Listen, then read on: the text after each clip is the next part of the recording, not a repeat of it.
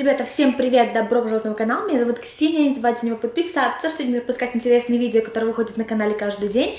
А сегодня будет совсем, точнее не совсем обычное видео. Это полная экскурсия по университету Брауна. Экскурсия проводится учениками, в моем случае учеником. Поэтому осмотр кампуса будет полностью комментироваться на английском языке. Я сначала не хотела выкладывать это видео, хотела его просто оставить для себя, но поняла, что в нынешней ситуации, возможно, оно кому-нибудь будет полезно. Также в этот день было довольно-таки холодно, и моя GoPro-шка периодически глючила, картинка останавливалась и не записывалась, но звук шел. Поэтому, в принципе, нужную информацию вы спокойно можете услышать. И последняя оговорка перед и так долгим видео.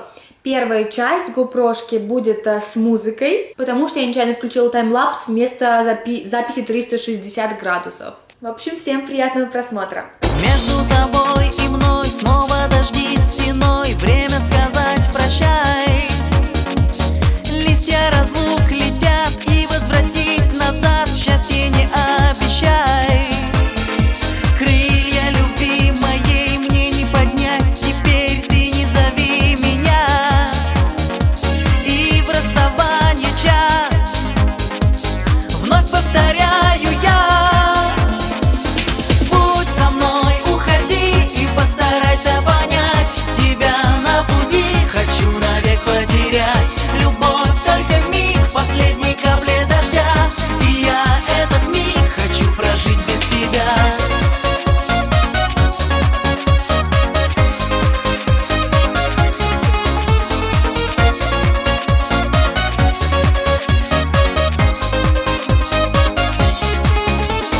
Сердце мое, любя, рвется к тебе, но я тихо скажу прости. И уходя навек, я все равно к тебе буду всегда идти. Ангелы смотрят вниз глупых людей, каприз счастья не сберегли. Счастье любви святой, нашей с тобой любви. Будь со мной, уходи и постарайся понять. Тебя на пути хочу навек потерять. Любовь только миг в последней капле дождя. И я этот миг хочу прожить без тебя.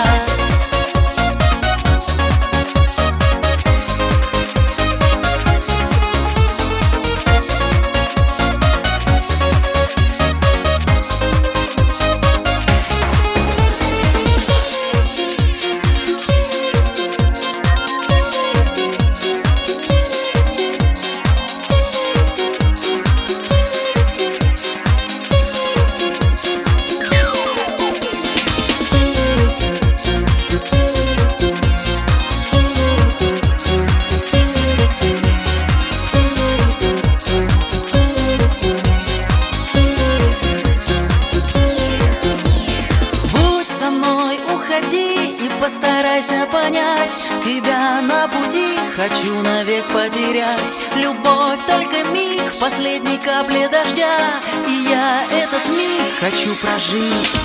Будь со мной, уходи, уходи, уходи. Пусть любовь только миг, только миг. Будь со мной, уходи и постарайся понять. Тебя на пути хочу навек потерять. Любовь только миг в последней капле дождя.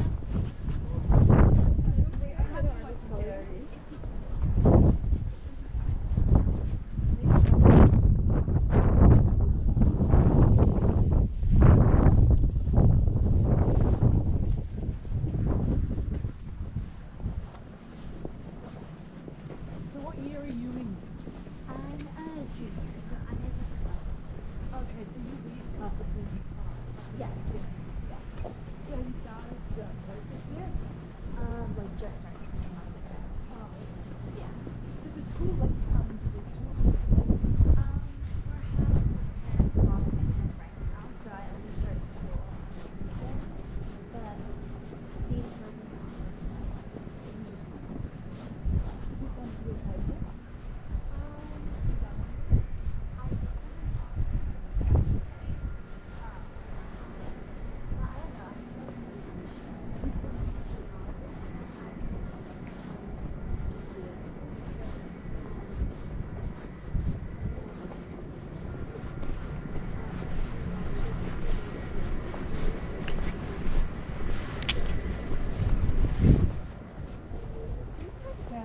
housing definitely for freshmen. Yes. And then the rest of for the rest of the year. Yes. So actually, grad students have guaranteed housing for all 4 years of undergrad, with the exception that the first 2 years you're required to actually live on campus. The first 3 years, and then the 4th year you're able to elect to live off campus. But if you don't want to live off campus, you do have guaranteed So housing. how do parents really love that? But how do students feel about the mandatory first 3 years? I haven't heard any like horrible things about it, just because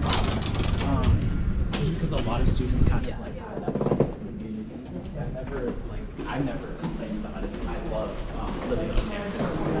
The students themselves. And also the surrounding places are like not like great when it comes to houses, because I've seen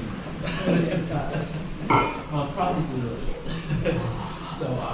So this is actually this building was in construction when I enrolled in 2021, and it was actually finished this past fall. So this is like a brand new building, really nice. And so we're going to talk about a bit about about the arts and sports here at Brown, and also research opportunities as well. So one of the biggest things here at Brown is the humanities and the arts. So if you really want to get involved, there are definitely ways to get involved in that. So we have our TAPS department, which is our theater and performance studies department, which is actually housed in the building that way. And so it's called Lyman Hall. And so if you're interested in kind of like performing, dancing, different cultural dances, stage production, music production, that all runs through the TAPS and the music departments, which is very well funded here at Brown. So well funded that we actually just opened the Women Center down the street. It's that very big square aluminum like looking building on it's Angel Street.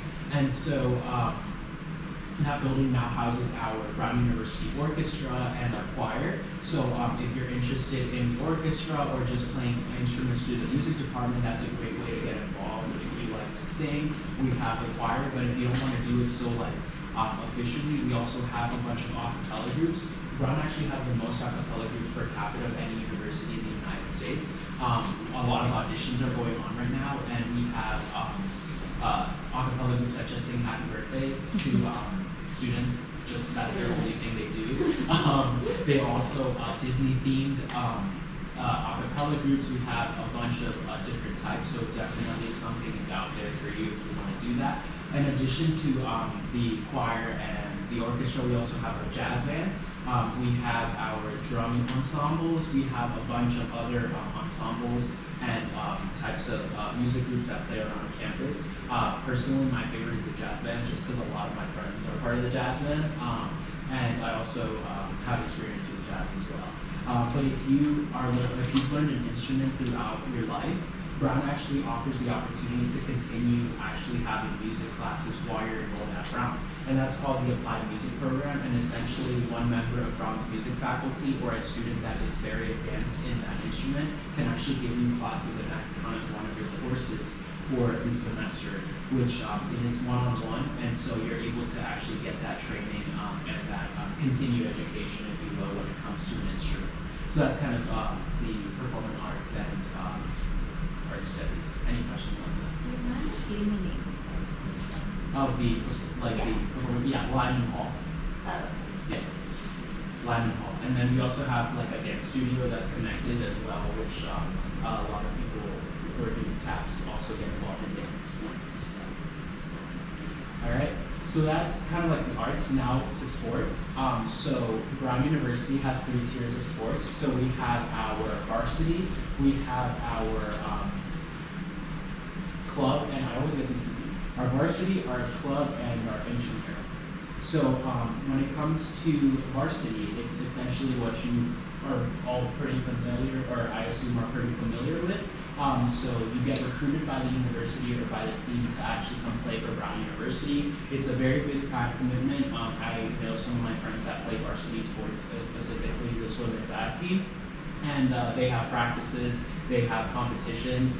here and at different places in the country. So it's definitely something that if you do get recruited, you can definitely get a lot of opportunities to compete, and a lot of people, PRs being very big to them. So definitely have the opportunity to do that. So not all varsity sports require you to be recruited. Some will actually allow you to walk on. I know one of them is the golf team, which allows you to walk on from the club golf into the actual varsity golf. So that's varsity, but if you don't want that big of a commitment, you can actually do club, which is the next tier down. So club still competes with schools around the Northeast corridor, and so they're able to go to different schools, and it's about the same time commitment, but not as intense, not as like something that is the end all be all, which can be something that a lot of varsity students can attest to.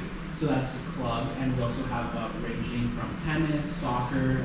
Personally, I'm a very big fan of the soccer teams here at Brown. They're actually pretty good, unlike the football team. And then we also have baseball and a bunch of volleyball for volleyball, and a bunch of other sports as well. But if you don't want that like big commitment and you're not really interested in competing at other schools in the Northeast corridor, then you can do intramural. So intramural is essentially like anyone can walk on. You just form your own team, and you're able to compete. People that have never played volleyball, that have never played soccer before in their life, actually end up joining these teams, and they end up competing for a very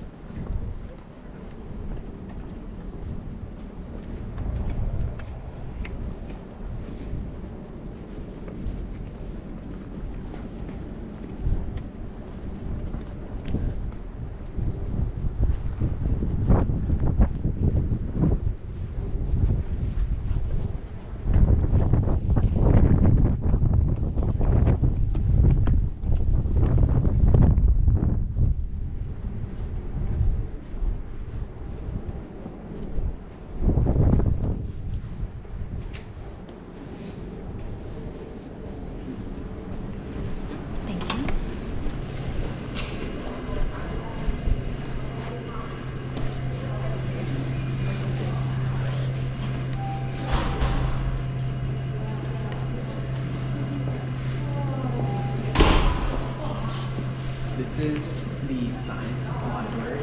This is the tallest building on campus. It has 14 floors, and so this is basically another one of those libraries similar to the Rock. This is also a very popular study spot. It has study spots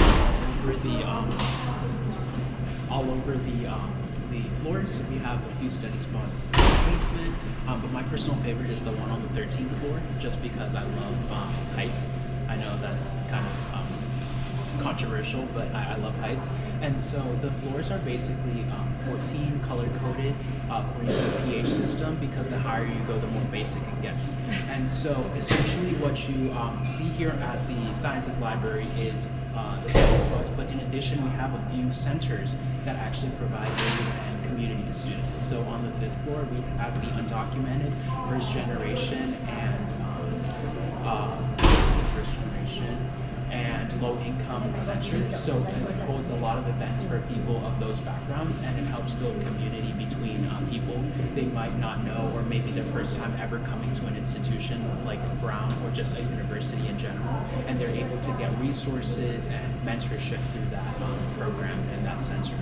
We also have the Sheridan Center for Teaching and Learning, which offers academic tutoring and for students. So a note about tutoring is that it's free through the university, and it's offered to a lot of the like introductory courses, or like kind of like some of the more specialized courses, but not all of them. So we have like Gen Chem, we have Orgo 1 and 2, Biochem tutoring, we have a lot of biology classes, applied mathematics, psychology, neuroscience have their own tutoring people that are able to offer that. I was actually tutored in microbiology and immunology in the last 2 years, and now I'm TAing those courses, so it's kind of like being able to get that teaching experience through the Sheridan Center to be able to be better equipped to take on positions such as aid teaching assistants, and they also offer mentorship on that as well.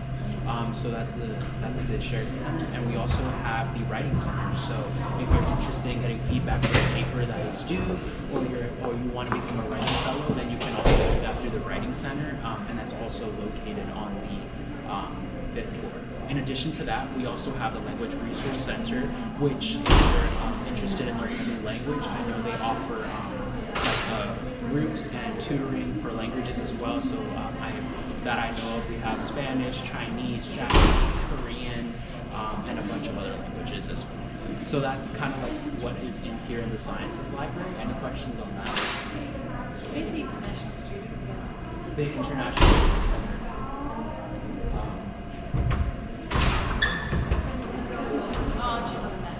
Yeah, I'm trying to think if we actually have like a place where we have international students. I know there are like groups that do that. I can get back to you on that at the end of the tour. All right. So in addition to the Sciences Library, we actually have behind me where you see all the students coming out. That's Macmillan. So Macmillan Hall houses our chemistry department, and attached to Macmillan Hall we have the Geochem building, which is the brick building that houses chemistry and geology.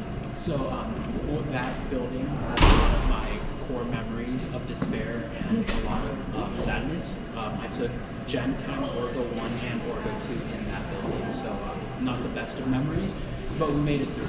So essentially, Macmillan Hall houses our second largest auditorium here on campus. It seats about 300-ish people, just enough for those chemistry classes. And then in addition to that, on the upper level, there are the student labs. So when a lot of chem courses have student labs that are required, so we're able to do that through Macmillan Hall as well. And the Geochem building, we have all of our researchers, our undergrads, and postdoctoral students, postdoctoral fellows that do research. And the chemistry department is also a great way to actually get involved in research. They're always looking for people, and they're always cranking out publications every week. So it's definitely a way, and it's moving pretty quickly. So definitely, if you're interested, you can get involved through that. You can't see it from where we're at, but next to the Sciences Library, we have the CIT, which is the Center for Information Technology, and it houses our CS department.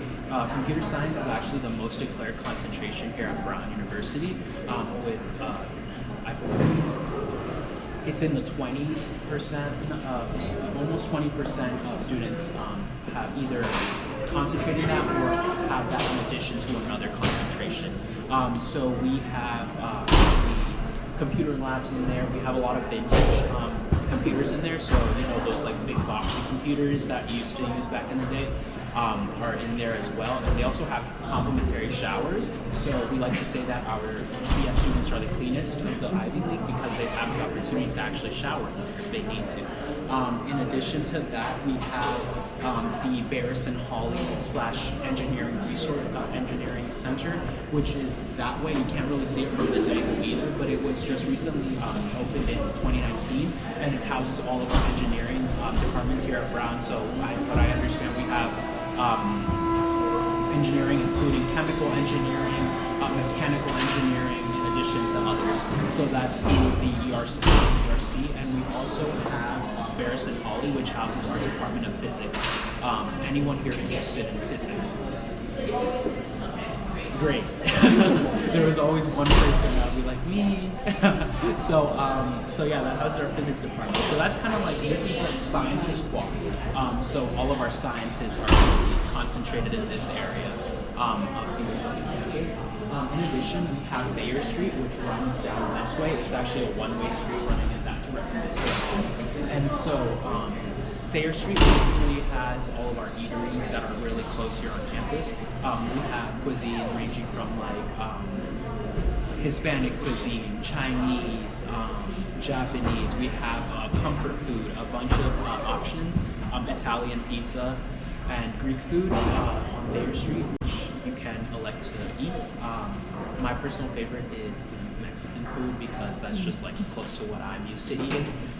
But that's kind of like what we have on there. But if you are interested in like buying groceries or buying stuff like that, we also have Stop and Shop, which is down 10 minutes in Wayland. We also have Trader Joe's that recently opened this past fall. Anyone a fan of Trader Joe's? Great, I've never been, so I wouldn't know.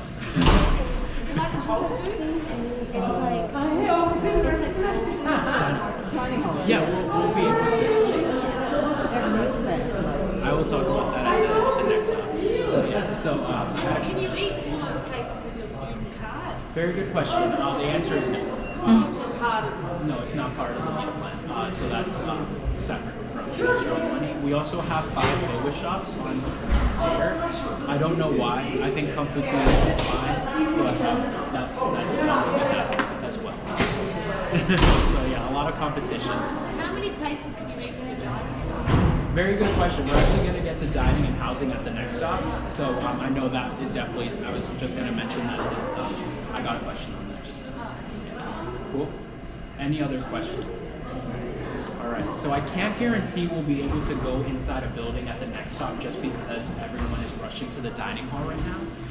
But I'll see what I can do. If not, I'll try to make this stop very brief and then we can go into the campus center for that. All right.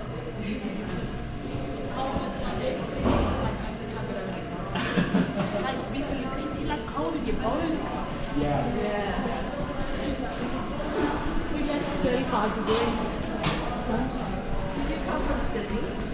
Actually, he's been fencing since New Year's. So he's been in Paris. Landed in Phila. Oh, you were only But in Germany was really cold. We were in Germany on the weekend. It's really cold. Have you just learned Hong Kong?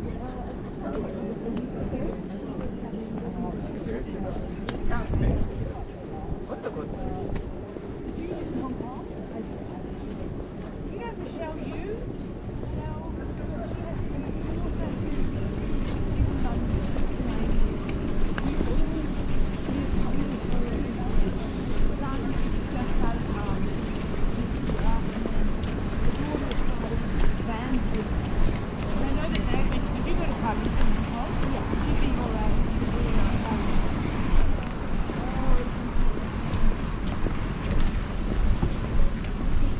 She's something graduate. She must be 1 year older than Oh, she must be. Yeah, she's Neve's age. Yes. Right, she's Neve's age.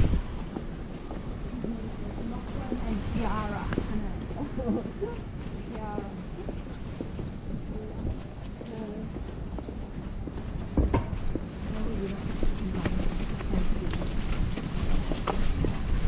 When did you move to the US?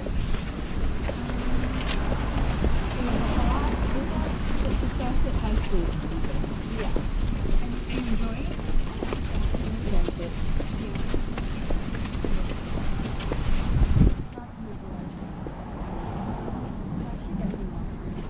Yeah, yeah, it is. The sun's coming out for some summers.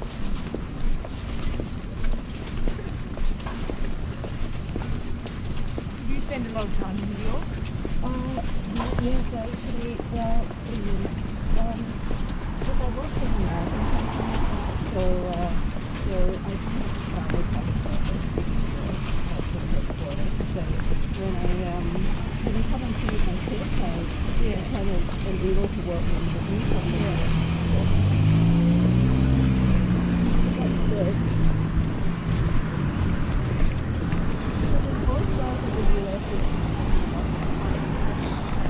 No, you have to. No. So how did you get into business?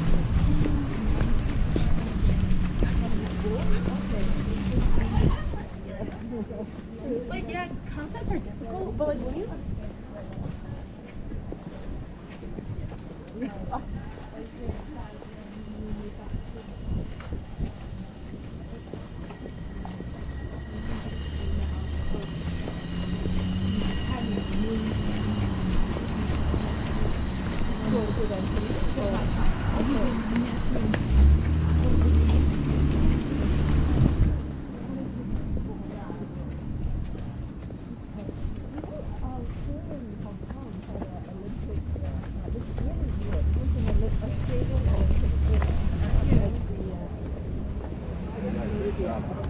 I'll see you.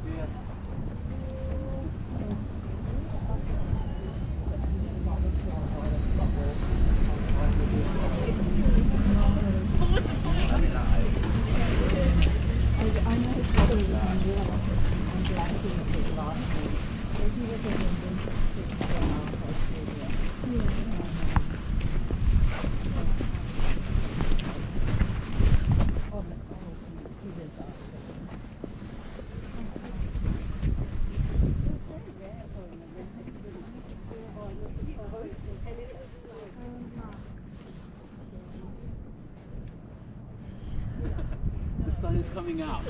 That's good. That's really good. So this is Riston Quad. Riston Quad is actually near and dear to my heart because I lived on this quad for 2 years. So my first year I lived in Wayland House, which is right there, that building with the clock.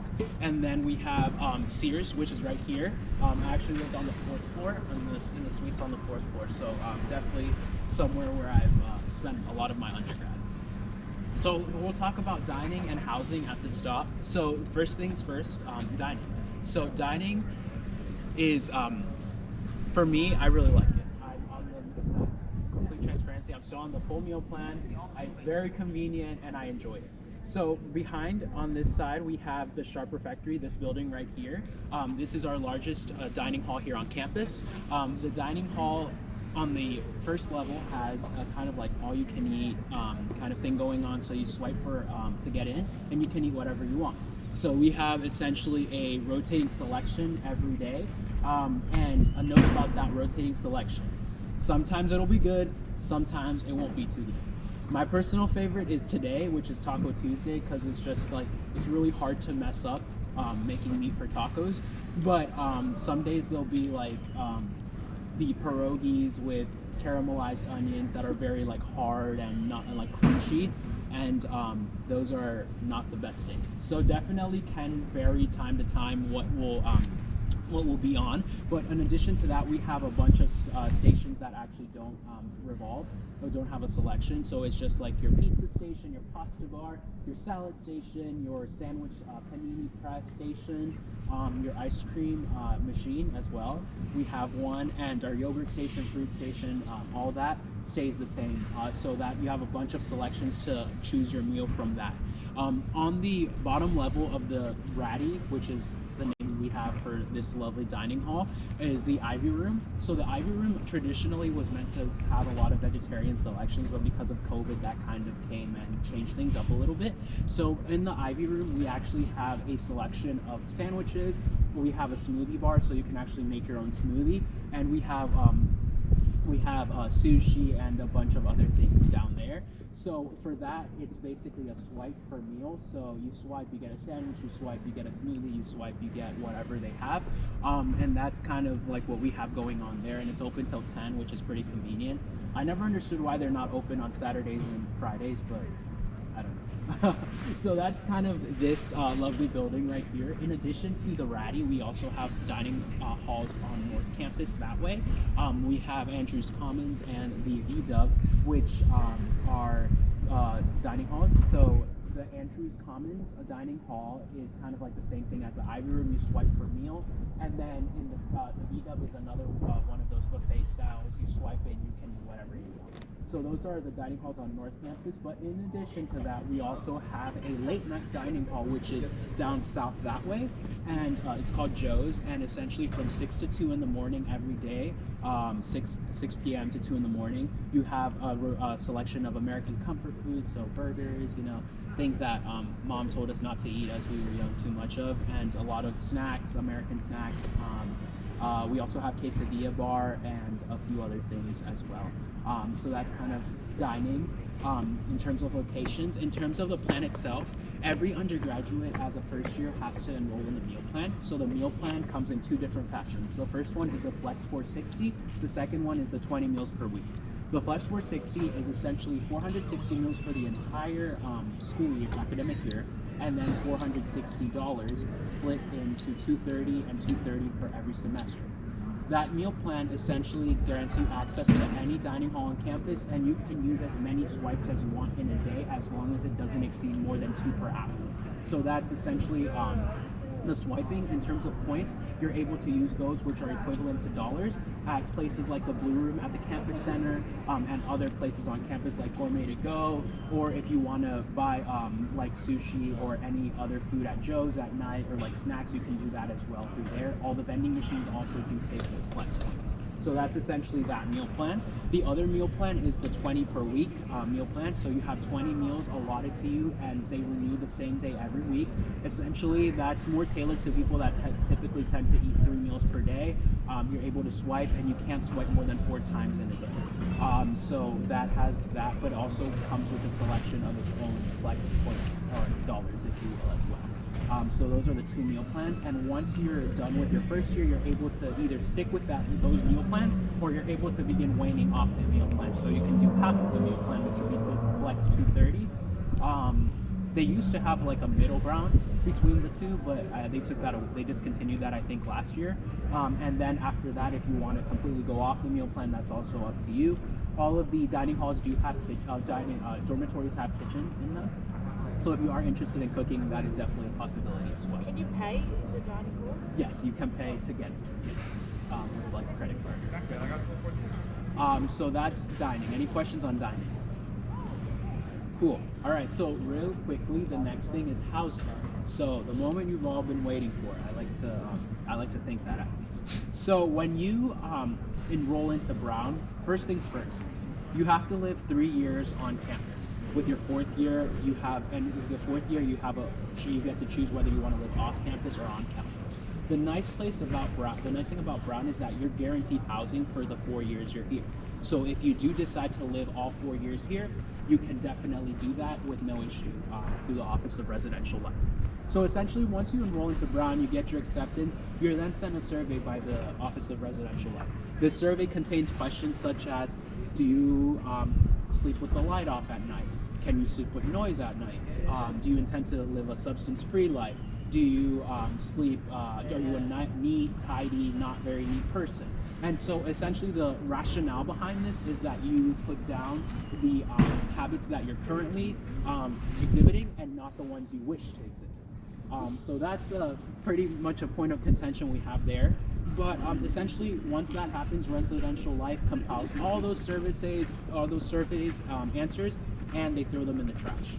No, that's not what happens. They actually compile all those answers and begin matching people into groups. So essentially, another thing that you should know is that you do not get to choose your roommates for your first year here at Brown. So essentially, the process through that survey is the one that's randomized and kind of put through based on your answers. And so you get to be paired in groups of 2, so double configurations. We also have triple configurations, and we have single configurations. Most commonly, first years are put into double and triple configurations, depending on their survey answers. Once you do that, you basically get to meet your roommates, you get to connect with them, and you get to go through the move-in process. Once that happens, essentially, you live with your roommates. If everything goes well, great. If not, then you don't have to live with them again for your sophomore year. So once freshman year is done, you get another survey at the spring of your first year, and you're able to actually pick if you want to live with other people. You get to choose them based on your preferences, or if you want to live alone because I guess you were very, very let down by the experience, you can also live alone, elect to live alone during your sophomore year and beyond. So essentially, those surveys come out in the spring, and you make groups. And because things always tend to work with seniority, then that's kind of like the same way it works here. You have a date, you have a time that housing selection starts, and it ranges from like 9 to 5. And typically sophomores tend to get the times in the afternoon, and then kind of going in that way. So like seniors, juniors tend to get like the earlier times. So kind of electing what housing you'd like. As of this year, the housing groups are a maximum of 5. So you can elect to live in like a double triple configuration, double singles configuration, depending on what is going on. Though most people tend to not live in triples after their first year, which totally makes sense. So last year I lived in a suite of 7 up there. It was seven of us guys, and we had 2 doubles, 3 singles, a bathroom, and a common area. And it was an amazing experience to get to live with other people. so that's kind of housing in terms of that. Most of first year housing is concentrated in Ksenia, which is right behind this building on the other side, and North Campus, which is down that way where the other dining halls are. There's like a first year hub, if you will. We won't be going there, but if you are interested in checking that out, I can definitely give you directions to do so after the tour is over. Any questions on housing? Greek life. Greek life, great question. So in addition to our regular housing, we also have Greek life. As you may have noticed, we have some houses with Greek letters. So Greek life is here if you want it, it's not here if you don't. Essentially, once you enroll, you're able to have to reach out to them. They have, some of them have rush periods, but nothing as like other institutions where like they have a whole rush week and like it's festivities and all of campus. They're more low key type of things, and essentially you're able to, if you want to get into Greek life, you're basically guaranteed to get placed somewhere, which is nice. We have Delta Tau, we have Bach, we have the Women's Collective, we have a bunch of other ones down that way. And so essentially what happens is that the first floor and the main lounge tend to be where most of the people in the house in sorority or fraternity are concentrated in, because Res Life actually uses the floors above those to house every other student, just because like the space on campus is pretty limited. But they do have a lot of events. I know, for example, Alpha Chi O, which is over there, also holds events, and a lot of ladies that I know are in that sorority. So it's definitely, if you want to be there, you can definitely be there. If you're not missing out on much. You're always able to make friends and connections elsewhere. In addition to Greek life, we also have specialty housing. So if you're interested in like a language house, we have the Spanish house on the northernmost point of North Campus. We also have an environmentally conscious kind of environmental living house, and we also have a literature house. We have a French house. In case those groups also sound like something you want to join, you could definitely do that sophomore year and beyond as well. All right, very good question. Any other questions? Cool. So we'll head back to the main green. Probably end up going into sales, just because the campus center is probably full right now, and we'll do the last one.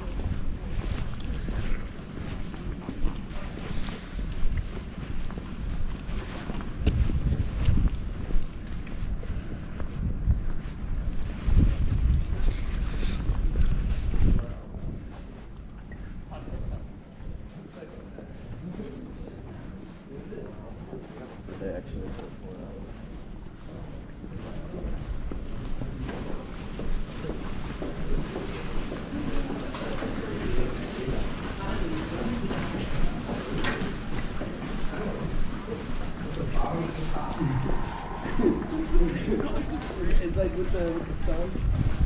Oh, I see. Yeah. Same. Yeah, I'm saying stick with it until you're done. I'm gonna call you out. I don't know if I'm gonna stop being like, oh, I see you. I usually don't do what I say. I usually give up pretty quick. Oh, okay. But this one, like, you kind of cook.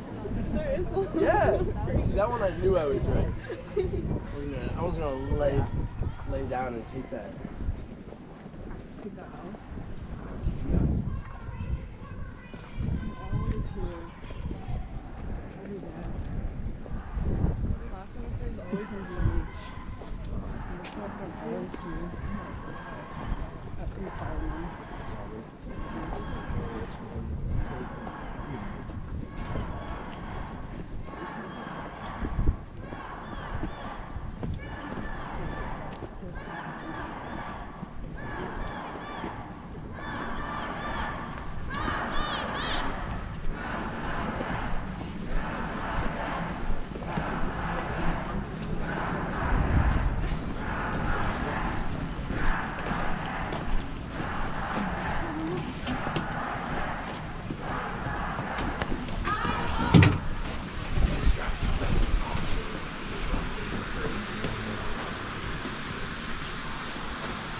you know what the... Yes, that is the support of the hunger strike. We have 19 students who are on hunger strike in order to get the Brown Corporation to divest. So that's essentially what's going on. Okay. How long have they been striking for? I believe this is their 5th day. Yeah, so, yeah. To divest? Yeah, that's essentially the biggest, the wish they have, yeah, for Brown to divest. So I'm not, to divest what? to just to divest. I'm not 100% sure of what's going on, so I don't want to give like wrong information. And Okay, no, so, don't worry. Yeah. So, but you may see some students like handing out flyers, so you can definitely ask them if you're interested as well. So this is the last stop on the tour, and essentially we've talked about Brown, we've talked about all the different kind of like things that it has to offer, talked about the buildings. So I want to take a moment to kind of like for you to hear and for me to talk about my personal experience and why Brown, essentially. So I'm from Maryland, as I mentioned earlier, and so Brown was actually the last school I added on my application list. So I applied, I think, to about 18 schools, and Brown was like that very last minute, like, oh, okay, I'll apply there. The reason for that is because I actually intended to matriculate into the PLME program, which is the 8-year medical school program with the Warren Alfred School and Brown undergrad. Unfortunately, I didn't get into PLME, but I got into Brown, which I didn't know was a thing that could happen. Again, maybe because I added it very last minute, I didn't really get to read the fine lines or anything. But I got into Brown, and that was like crazy for me because essentially my options were the University of Maryland in College Park and the University of Maryland in College Park. So it's like all of those like kind of open doors for me to like be able to come to Brown. So I said, all right, let's do it. Why not? So I decided to come to Brown. I knew absolutely no one here. So like I came from scratch, which is kind of crazy, especially thinking that I used to know everyone back where I came from. Everyone knew me. I was very involved in the community, very active when it came to family. So then coming here and starting over was definitely a very big change for me. I like to think that it was a good change and that it allowed me to actually put my people skills to the test, especially living in a single as a freshman. I actually lived alone my first year, not by choice. I was very against it, but that's why I think that residential life, maybe, you know, if there was no service here. But that's just so essentially once I came to Brown, I decided, you know, I need to make friends. I need to be able to like forge my community. I need to make a community. So I started going out. I met people through like Instagram beforehand, kind of was like, oh, let's meet up this place and kind of get to know each other. And so I was able to kind of begin to build that community. A very important thing that I like to mention is that because I'm pre-med, a lot of students tend to think, you know, and rightfully so, it's very competitive out there, and that's just the reality of things. But here at Brown, I've never felt the imposter syndrome. I've never felt that competitiveness in full swing, because instead of competing against each other, we actually build community and we actually help each other get through those rough classes like Orgo 2 or like biochemistry. We have built a sense of community. I have friends that are studying the same thing. They're studying bio, pre-med. Some of them are neuro. Some of them are CELMO, biochem majors, physics majors, and some even that don't really study much other than the pre-med requirements, and that are studying like religious studies and pre-med, stuff like that, which is another great plus when it comes to the open curriculum. And so that has given me the opportunity to meet different people of different backgrounds and able to kind of make my own unique path forward, because my roommate, he's studying bio on the neurobio track, but he's in a lab studying the neuromuscular junction, and he's doing other things at the Rhode-Island hospital refereeing for hockey. I'm studying bio on the immunology track, but I'm also doing volunteering at another hospital. I'm doing clinical hours at the Rhode Island Free Clinic, and I'm doing like all these other things that are so different from his, yet so similar. So we're able to actually help each other in that regard, but we also have our differences. And that's, I feel like, very important, especially when it comes to the culture of pre-med. We're like not here trying to see who sets the largest curve, because actually our professors don't really grade on curves. They tend to keep it either set or they lower them for everyone, so it's not like one student will set the curve on the next exam or just set the curve for the grade, which allows for us to actually kind of like dissuades us from being competitive, if that makes sense. In terms of the community, I've met a loving community here. I love all my friends. They're going crazy today because it's actually my birthday. So it's my 21. So it's my 21st today. So they've been like just like going crazy. You a tour on your birthday? No, I actually elected to do this tour because someone called out sick today. But yeah, so it's essentially like it's been amazing, and I have friends that are very supportive, especially away from home. You know, my parents aren't able to come here because they have jobs that require them to be at their job every day. But when it comes to here, I feel like I have my own family here as well. So definitely loving community. If you're thinking about applying to Brown, I say go ahead. I mean, what do you have to lose? When it came to the application process itself, I focused a lot on myself and kind of my upbringing, and that's the thing that I want to convey to you all like today is if you do intend on applying to Brown, is to first and foremost, Brown does a holistic review of things. So instead of like your typical, obviously they'll look at your transcript, they'll look at your like academic course rigor, stuff like that. But the biggest thing is understanding where you come from and if you took advantages of the opportunities that you had throughout your high school career. Because some people might have had all the AP classes they wanted to have at their school in their course offerings, but other students might not have had that opportunity. Or other students might not have had the opportunity to shadow a surgeon at their local hospital, stuff like that. So that's what Brown does first, really understanding where you come from, getting a good sense of your background, and then go ahead forward with all the other things to make sure that you know kind of like a human first kind of review, and then understanding like everything else that comes after. So definitely take advantage of your opportunities, but also make sure those essays are like really good, because especially nowadays the essays really matter when it comes to admissions. So if you have any further questions on admissions and just like that process itself, you can definitely ask our AOC, which is our admissions officer on call, which is in the student center. She's there right now.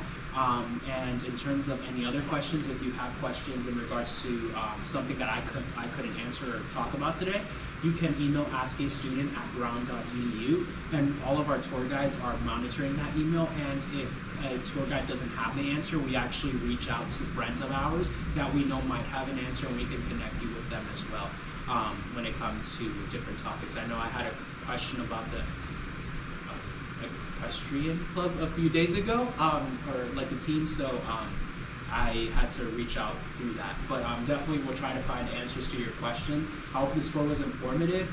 That's kind of all for me, unless you have any questions. I'm willing to stick around. But other than that, have fun. I know it's cold looking on campus, but most buildings are open, so if you need to like go inside. Where's the souvenir store? Yes, so the bookstore, the bookstore is actually, I can start taking you in that direction because I'm walking back, and I can show you where it's at. So that's the bookstore. If you're interested in going to North Campus, I can also show you in that direction as well.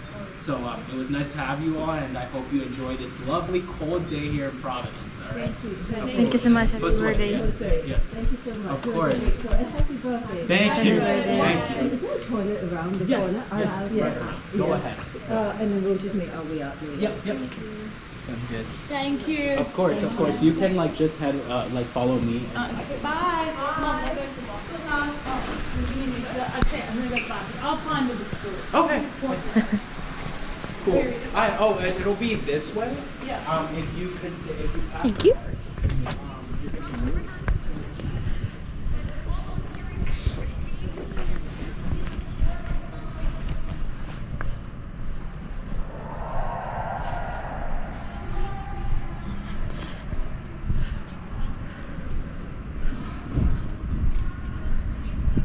Ну вот и все, видео подошло к концу. Всем большое спасибо за просмотр. Не забывайте подписаться на канал, чтобы не пропускать интересные видео, которые выходят на канале каждый день.